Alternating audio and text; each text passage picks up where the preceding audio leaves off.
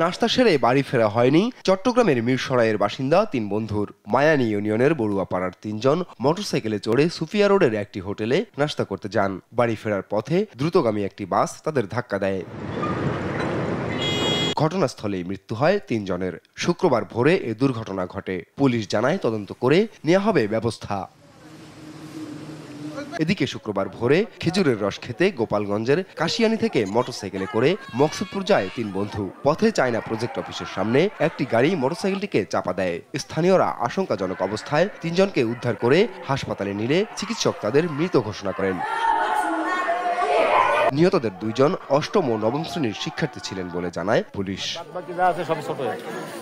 এদিকে নরসিংদীর ঘোড়াশালে দ্রুতগামী ট্রাকের সাথে একটি বাসের মুখোমুখি সংঘর্ষ হয়। এ সময় বাস ও ট্রাকটির সঙ্গে ধাক্কা লাগে আরও একটি ট্রাকের। দুমড়ে মুচড়ে যায় যানগুলো। এ ঘটনায় আহত হন অন্তত ৮ জন। আপন অপু, নিউজ ডেস্ক, দেশ টিভি।